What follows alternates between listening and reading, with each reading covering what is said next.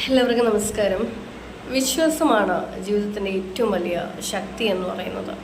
വിശ്വാസമില്ലെങ്കിൽ നമ്മൾ എവിടെ പോയിട്ടും പ്രത്യേകിച്ച് കാര്യമൊന്നുമില്ല അല്ലേ, എന്തിനും.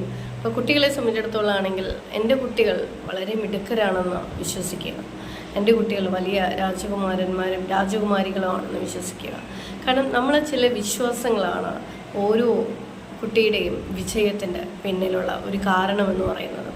അപ്പോൾ ഒരു ജനറൽ പട്ടാളക്കാരൻ്റെ ഒരു കഥ നമ്മൾ കേട്ടിട്ടുണ്ടാവുള്ളൂ. യുദ്ധത്തിന് പോകുന്ന സമയത്ത് യുദ്ധം ജയിക്കുമോ ഇല്ലയോ എന്നുള്ള ഒരു സംശയം എല്ലാവർക്കും ഉണ്ടായിരുന്നു, സേനാബലം കുറവായത് കാരണം.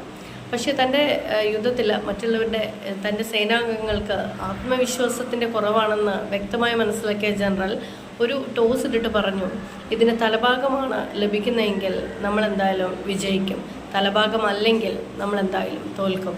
അപ്പോൾ ആ ടോസ് ഇടുന്ന സമയത്ത് എല്ലാവരുടെയും കണ്ണുകൾ ആ നാണയത്തിൻ്റെ മുകളിലേക്കായിരുന്നു. നാണയം വീഴുന്ന ഭൂമിയിലേക്ക് വളരെ എല്ലാവരും ശ്രദ്ധയോടുകൂടിയ മണ്ണിലേക്ക് നോക്കുകയാണ്. സമയത്ത് തലഭാഗമാണ് കാണുന്നത്. സേനാംഗങ്ങളെല്ലാം ആർത്തു വിളിക്കുകയും വളരെയധികം സന്തോഷിക്കുകയും ചെയ്തു. പിന്നെ യുദ്ധത്തിൻ്റെ കാര്യം പറയണ്ടല്ലോ, എന്തായാലും സേനാബലം കുറവായിരുന്നെങ്കിലും ആ രാജാവ് തന്നെ ജയിച്ചു എന്നുള്ളത്.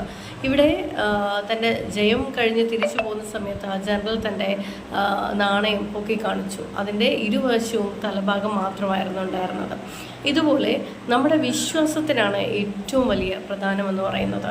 വിശ്വാസമുണ്ടെങ്കിൽ നമുക്ക് ആരോഗ്യമുണ്ടാവും, വിശ്വാസമുണ്ടെങ്കിൽ ആത്മവിശ്വാസം ഉണ്ടാവും, വിശ്വാസമുണ്ടെങ്കിൽ നമുക്ക് ഏതു കാര്യങ്ങളെ നിഷ്പ്രയാസം മറികടക്കാൻ സാധിക്കും. വിശ്വാസമാണ് ഏറ്റവും വലിയ ലഹരിയായിട്ട് നമ്മുടെ ഉള്ളിലോട്ട് മാറേണ്ടത്. അതുതന്നെയാണ് നമുക്ക് ഓരോ മാതാപിതാക്കളും അധ്യാപകരും ഒക്കെ ശ്രദ്ധിക്കേണ്ടത്.